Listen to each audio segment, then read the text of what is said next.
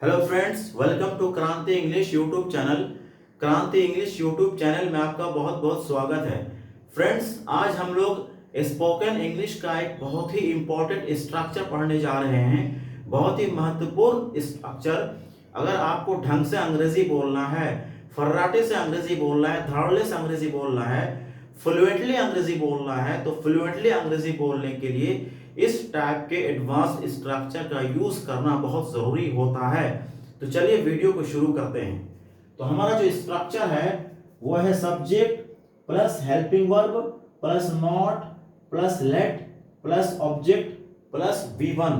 यानी कि सबसे पहले आप सब्जेक्ट का यूज करेंगे, फिर हेल्पिंग वर्ब आ जाएगी। हेल्पिंग वर्ब के रूप में कुछ भी हो सकता है, आपकी जरूरत के हिसाब से इज एम आर भी हो सकता है ना, क्या वो विल शैल भी हो सकता है, डू डस भी हो सकता है, कुछ भी हो सकता है। आगे आप नॉट का यूज करेंगे, नॉट के बाद आप लेट का यूज करेंगे और लेट के बाद ऑब्जेक्ट आ जाएगा। ऑब्जेक्ट के रूप में यहाँ नाउन भी हो सकता है, प्रोनाउन भी हो सकता है, यानी कि संज्ञा भी हो सकता है, सर्वनाम भी हो सकता है। और आगे आप V1 यानी कि वर्ब के फर्स्ट फॉर्म का यूज करेंगे।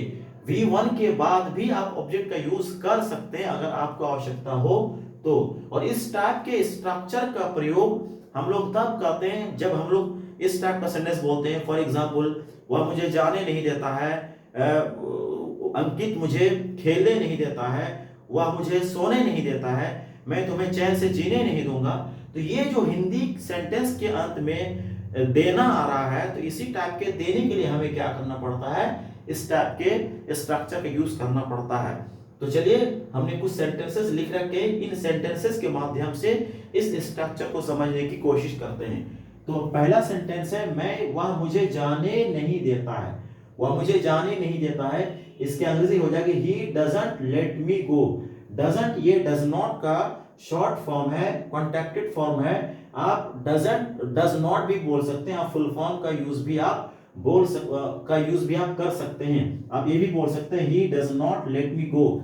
चलिए सारा स्ट्रक्चर को मिला लेते हैं। सबसे पहले सब्जेक्ट, तो ही हमारा सब्जेक्ट बन रहा है। फिर हमें क्या चाहिए, फिर हमें हेल्पिंग वर्ब। तो हेल्पिंग वर्ब के रूप में यहाँ डस का यूज कर रखा हमने। आगे नॉट चाहिए तो यहाँ नॉट लगा हुआ है।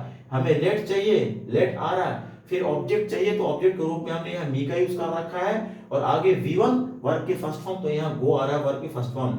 तो वह मुझे जाने नहीं देता है, ही डजंट लेट मी गो। अगला सेंटेंस है, राहुल मुझे खेलने नहीं देता है। Rahul doesn't let me play. यहां भी आप बोल सकते हैं राहुल डज नॉट, है ना, राहुल डजंट या does not let me play. Rahul मुझे खेलने नहीं देता है, मैं उसे सोने नहीं दूंगा। ये फ्यूचर में आ गया, तो हेल्पिंग वर्ब की जगह यहाँ आपको विल या शैल का यूज करना है। तो मैं उसे सोने नहीं दूंगा।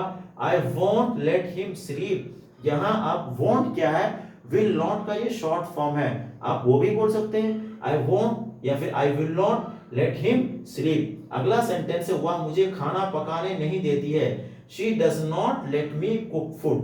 She does not let me cook food. हमने देखिए यहाँ V1 कुक है, उसको तो ऑब्जेक्ट लगा रखा हमने, हमें आवश्यकता पड़ गई तो हमने लगा दिया।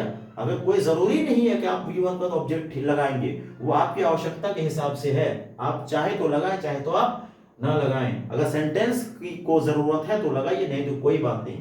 तो वह मुझे खाना पकाने नहीं देती है, she does not let me cook food.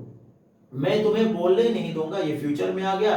तो I won't let you speak. I won't let you speak. वह तुम्हें कमरे में प्रवेश करने नहीं देगा। वह तुम्हें कमरे में प्रवेश करने नहीं देगा। She won't let you enter the room. She won't let you enter the room. यहाँ भी वही हाल है। वॉन्ट क्या है, विल नॉट का शॉर्ट फॉर्म है। आप विल नॉट भी बोल सकते हैं, कोई दिक्कत की बात नहीं है। अगला सेंटेंस है, अंकिता मुझे गाना गाने नहीं दे रही है। ये प्रेजेंट कॉन्टिन्यूअस में आ गए, तो प्रेजेंट कॉन्टिन्यूअस में यहाँ इसका यूज करना पड़ेगा। तो अंकिता इजंट। इजंट क्या है, इजंट इज नॉट का शॉर्ट फॉर्म है। आप फुल फॉर्म कभी यूज कर सकते हैं, चाहे आप इज नॉट बोलिए चाहे इजंट बोलिए, मीनिंग में कोई अंतर नहीं आने वाला है। तो अंकिता इजंट या फिर Ankita is not letting me sing a song. अगला सेंटेंस है, क्या तुम मुझे बोलने नहीं दोगे। ये इंटरोगेटिव सेंटेंस है, ये क्वेश्चन है, ये है ना। ये जो स्ट्रक्चर है इसका आप इंटरोगेटिव वो भी आप यूज कर सकते हैं, क्वेश्चन भी बना सकते हैं। बस इंटरोगेटिव बनाने के लिए क्या करना पड़ेगा, क्वेश्चन बनाने के लिए करना ये पड़ता है कि जो हेल्पिंग वर्ब जो पहले आ रही है उसको आपको पहले कर देना है। पहले कर देना है, सब्जेक्ट को बाद में कर देना है। यहाँ सब्जेक्ट नंबर 1 पे आ रहा है, हेल्पिंग वर्ब 2 नंबर पे आ रही है। तो अगर आपको क्वेश्चन बनाना है तो हेल्पिंग वर्ब को नंबर 1 पे करना है और सब्जेक्ट को 2 नंबर पे कर देना है। बस जैसे ही आप वर्ब को सब्जेक्ट से पहले रखते हैं तो वो क्या बन जाता है, क्वेश्चन बन जाता है, इंटरोगेटिव सेंटेंस बन जाता है।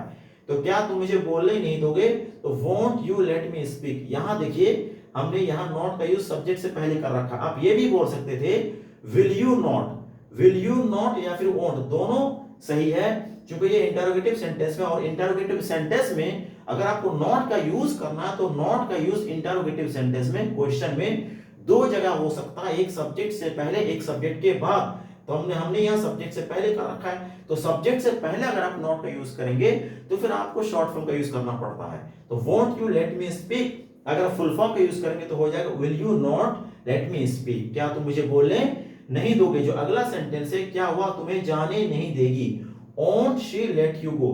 यह भी वही हाल है, आप विल को सॉरी नॉट को आप शी के बाद रख सकते हैं तो हो जाएगा विल शी नॉट, है ना, will she not let you go, क्या हुआ, तुम्हें जाने नहीं देगी। तो won't she let you go या फिर will she not let you go। तो उम्मीद करते हैं स्पोकन इंग्लिश का ये जो एडवांस स्ट्रक्चर हमने आपको सिखाया वो आपको पूरा समझ में आया होगा। अगर वीडियो अच्छा लगा है तो प्लीज लाइक और शेयर करना ना भूलिएगा। Thank you very much, good bye.